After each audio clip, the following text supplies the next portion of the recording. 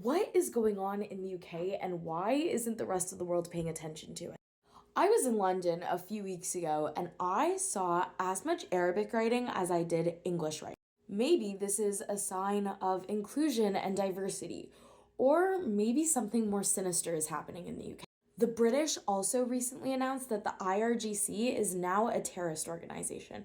So, genuinely, what is going on? Some people want to pretend that Islamic extremism does not exist. This is mostly because they believe that criticism will lead to hate towards Muslims. But Islam and Islamism is not the same thing. So, as a Muslim and Islamic studies major, that argument doesn't make sense to me. Others want to pretend that far-right extremism doesn't exist because it provides holes in their political narrative. AKA, if a far-right extremism is plotting a terrorist attack, they can't blame it all on the Muslims that are failing to integrate. You cannot defeat extremism if you only condemn the extremists you already dislike. Recently, 12 people, double digits, were arrested in the UK over a far-right inspired terror attack against the Muslim community. This event was attended by thousands of people and had to end early because of the safety concerns. And it also means it's time for a much bigger discussion. Like, what is actually happening in Britain? Does the country feel more divided than ever? What is the genuine relationship between Islam, Islamism, immigration, violence, and extremism? And most importantly, what can the rest of the world learn from what's happening in the UK? Because the reality is, this is not only happening in Britain. It is about what happens when societies become so polarized that people stop seeing each other as human beings. While there is a very large conversation to be had, let's start with the event that brought this topic to my attention to be inspired to create this video. As I mentioned, 12 people have been arrested over this terror plot. According to reports, authorities believe that there was a serious enough threat that precautions had to be taken around the event. The investigation included arrests connected to suspected terrorism offenses, including allegations of conspiracy to murder. Now, before we go any further, there is something important to say. The victims of terrorism matter regardless of their religion. That should not be controversial, and an attack like this is not an opportunity to push it to promote a political agenda or ignore it to promote a political agenda.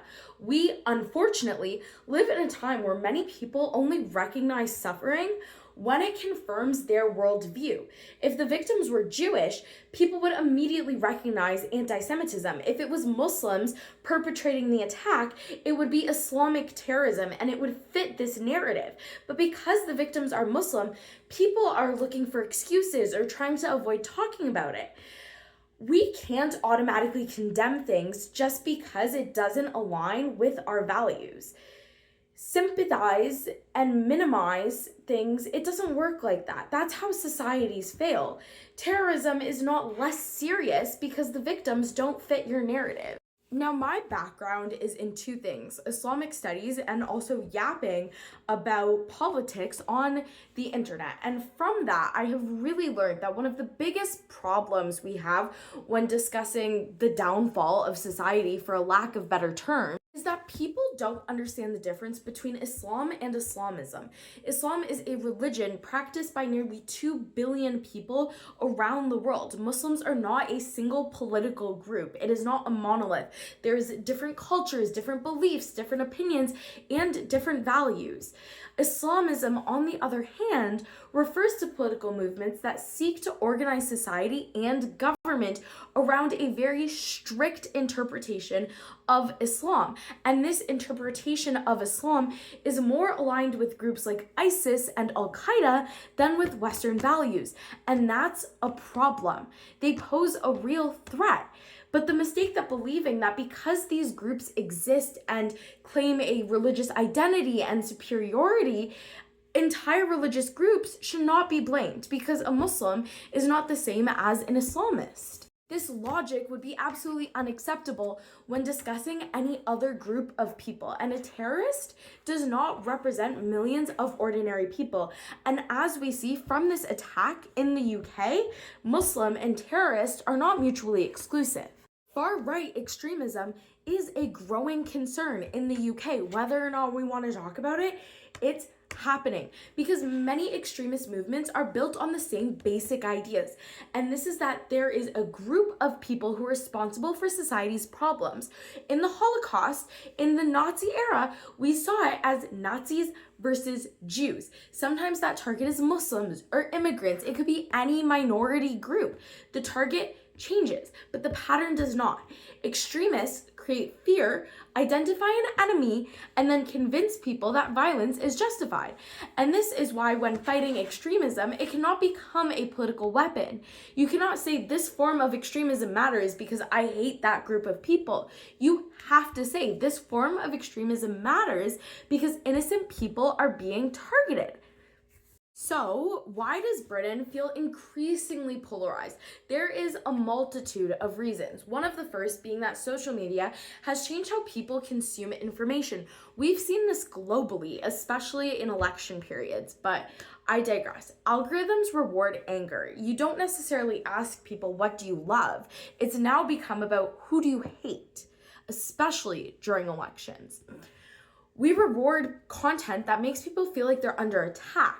Many Western countries are struggling with questions around immigration, integration, identity, and national values. These are legitimate topics to debate, but the problem begins when a debate about policy becomes a debate about whether entire groups of people belong, not just in the country, but as a right to exist in general. Do Muslims deserve a right to exist because their prophet is a pedophile? That is something I am increasingly exposed to on social media, and I am very much of the philosophy of live and let live. Extremist movements, whether it's Nazis, far-right extremists, far-left extremists, Islamist extremists, they may hate each other, but they all strengthen each other based on this division.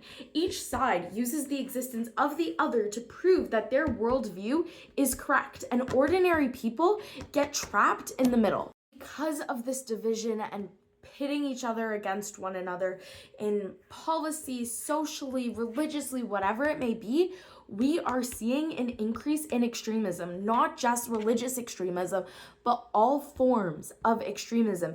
And this might start with Trump versus Biden or Trump versus Hillary, but it ends with attacks like January 6th or what we saw with the Islamic event this week. Foreign extremist influence is another major problem that needs to be discussed in this conversation. The Iranian regime and the Islamic Revolutionary Guard Corps, known as the IRGC, have faced increasing international security over accusations including terrorism support, repression, and threats against opponents abroad. This manifested in Canada as the IRGC starting the encampment at my university, McGill, in Montreal. This regime is responsible for killing their own citizens for protesting, killing women for showing their hair just like this, and so much more brutality, like shutting down the internet for 60, 90 plus days. Because of this extremist behavior, Britain and many countries are moving towards recognizing the IRGC as a terrorist organization. Now, it is very important to remember that criticizing the Iranian government is not the same thing as criticizing the Iranian people, because right now the government is torturing the people. This comes into the conversation because countries need to stick up to bullies like the IRGC. The UK might be past the point of no return at this point in time. 250,000 British girls were raped by migrants and no one's doing anything about it.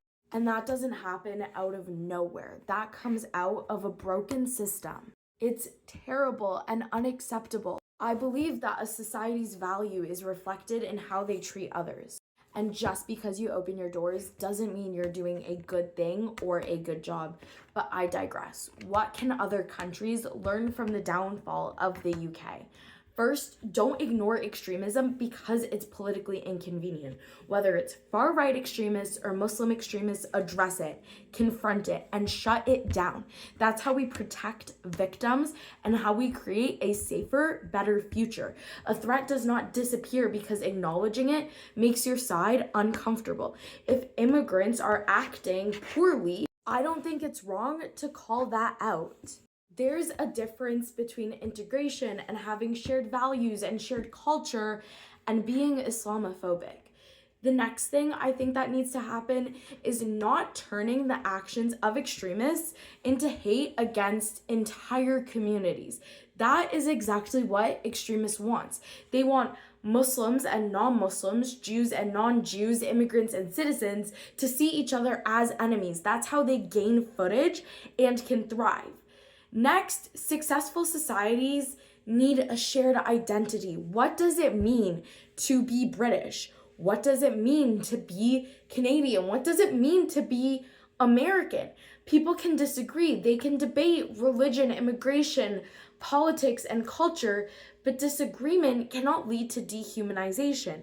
And when people stop talking, that's when collapse happens. When we go out and try to control the narrative, control what's acceptable and what's Islamophobic and what's racist and what's not, people stop talking and they stop seeing each other as human beings. And when that happens, violence becomes easier to justify. That's why the Nazis got away with the Holocaust, is because people stopped seeing Jews as humans. They were depicted as rats and dirty and money-stealing monsters, which made it okay to kill them in the eyes of some people. I think the biggest lesson we can learn from the UK and what you need to take away from this video today is that the biggest danger facing society today is not just terrorism. It's the idea that some victims matter more than others. It's the idea that violence is only acceptable when it happens to people we identify with. That is how hate spreads. The answer is not about pretending problems do or don't exist. The answer is not blaming innocent people for the actions of extremists. The answer is consistency. Fight all forms of hate, not just anti-Semitism, not just Islamophobia. Fight both. Fight Islamist extremism. Fight far-right extremism. Fight the communists that want to take over and destroy capitalism. Fight every ideology that tells people that another group deserves hatred, because terrorism is still terrorism even when it's not perpetrated by Muslims. Hate is still hate even when the victims do not fit your narrative. At the end of the day, this isn't about the UK. It's about all of us, because what we're witnessing in Britain is something that's starting to happen across the Western world. Communities are becoming more divided, algorithms are rewarding outrage, and politicians and even influencers profit from fear. And that is how extremism wins. You don't have to agree with someone's religions or politics to believe that they deserve a life free of violence. That is not a right or left-wing hot take. It's a human value, and I don't want to live in a world where we've lost our humanity. We can't solve problems by pretending they don't exist. History has shown us where that road leads.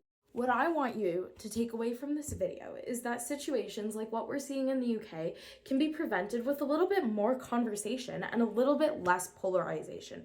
We need to be consistent, we need to condemn terrorism, and we need to stand with victims, no matter who or where they are. We cannot allow hatred to become an excuse for more hatred, because the future of our societies won't be decided by the loudest extremists.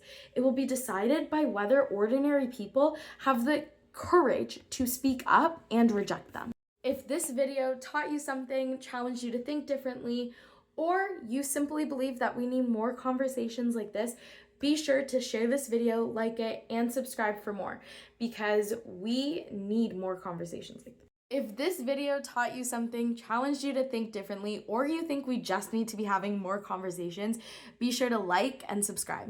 Before you go, drop a comment letting me know what you think and what the line is between free expression and confronting extremism. Do you think what's happening in the UK can be reversed? Do you see it happening in other places? If this sounds like something you're interested in, be sure to subscribe, and I will see you in the next video, because I like to break down these topics by Gen Z for Gen Z. Okay, bye.